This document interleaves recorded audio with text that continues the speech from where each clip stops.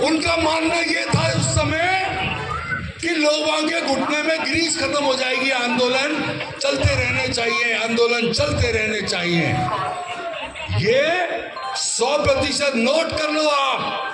दिए फॉर्मूले के अंदर आप कागज निकालोगे, आजकल तो गूगल का जमाना है, निकाल के देखो, अगर उसमें नहीं लिखा हो तो मेरे को आके शिकायत करना आप कि यूपी आरएमएस के महामंत्री होने के नाते आपने झूठ बोला। उसके अंदर लिखा हुआ है कि रेलों के अंदर जितनी भी फेडरेशन है दूसरी लाल झंडे समेत जो बिना मान्यता प्राप्त थे और मान्यता प्राप्त थे, एक्सेप्ट एनएफआईआर, किसी ने भी उसमें पार्ट नहीं लिया। ये 100% सही है। आज तक उसको एंजॉय कर रहे हैं ना, आने वाली पीढ़ी भी करेगी। महंगाई से राहत हमें मिलती रहेगी और इसका सिर्फ और सिर्फ एनएफआईआर को श्रेय है। दूसरा कोई आ जाए तो मेरे पास रात को 2 बजे भी आप फोन कर सकते हो, आप मुझसे पूछ सकते हो कि ये ऐसे कह रहे हैं कि हमारा श्रेय है, हमारा यहाँ पे, मेरे पास प्रतिवेदन है, मोटी किताब है जो लोकसभा से पारित हुई है, ये लोकसभा से नियम बना हुआ है डीए का। दूसरा एक और चीज आपको बताऊं, hours of employment regulation act, उसमें बदलाव के लिए परिस्थितियां आ गई थी, दिक्कतें हो रही थी। गेटमैन 24-24 घंटे काम करा करते थे, किसी के कोई कार्य के घंटों की लिमिट नहीं थी। जितना वो कार्य कर रहे थे, फिजिकल एक्सरसाइज कर रहे थे, उसके अंदर उनको उस हिसाब से पेमेंट नहीं मिल रहा था।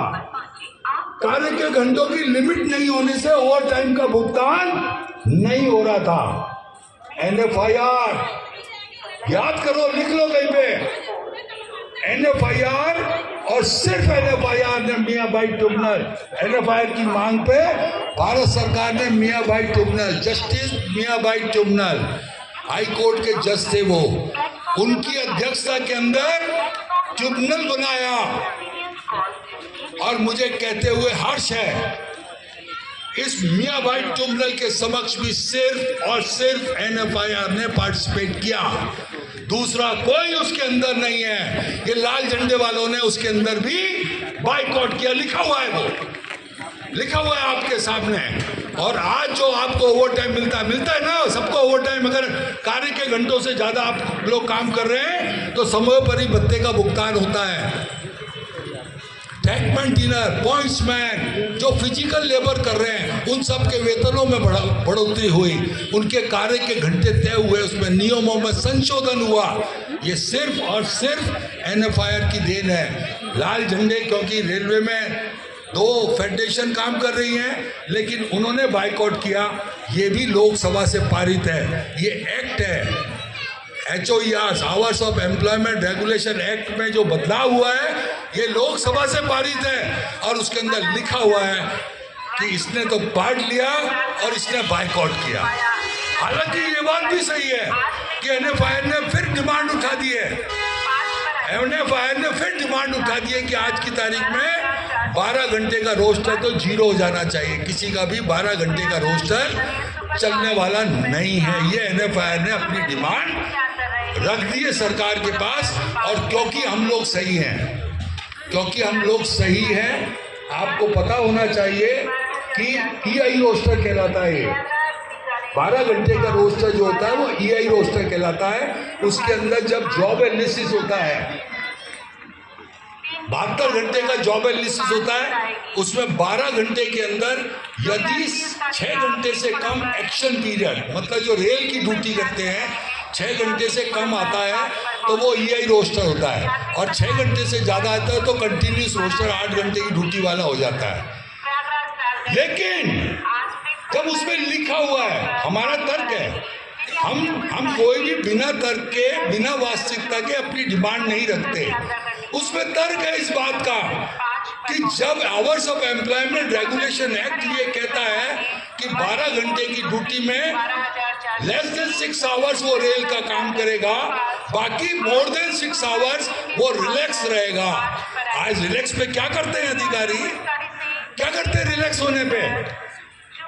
पैर फैला के बैठ जाएगा हमारा कोई गेटमैन साथी या कोई चौकीदार साथी या 12 घंटे की पॉइंट्समैन साथी है, 12 घंटे की ड्यूटी वाला, तो उसको चार्जशीट दिखा देंगे, उसको वही सस्पेंड कर देंगे। रेलवे क्या एक्सपेक्ट करती है कि पूरे के पूरे 12 घंटे की ड्यूटी में बिल्कुल अटेंटिव काम करे। वो 12 घंटे की ड्यूटी चलने वाली अब आज की तारीख में नहीं है। जब ये बना था मियाँ भाई ट्रिब्यूनल जब बना था वो 74 की बात है। आज 50 साल हो गए। 50 साल में स्थितियां बदल गई, गाड़ियां तिगनी चौकनी हो गई, स्टाफ कम हो गया। उन्होंने उस NFIR के अधिवेशन में आके घोषणा करी ओल्ड पेंशन स्कीम जो मात्र 30% बचे लोग बाग वो प्राप्त कर रहे हैं। बहुत सारे सेवानिवृत्त हो गए वो प्राप्त कर रहे हैं। ये सिर्फ और सिर्फ NFIR के कन्वेंशन में इसका अनाउंसमेंट हुआ और ये लागू हुआ। दूसरा कोई इसको क्लेम नहीं कर सकता। आपको पता होना चाहिए मित्रों, आपको पता होना चाहिए, बहुत गंभीर बात है। पहले क्या साथी और सभी कार्यकर्ताओं, आपका आज इस छोटे से कार्यक्रम में स्वागत है।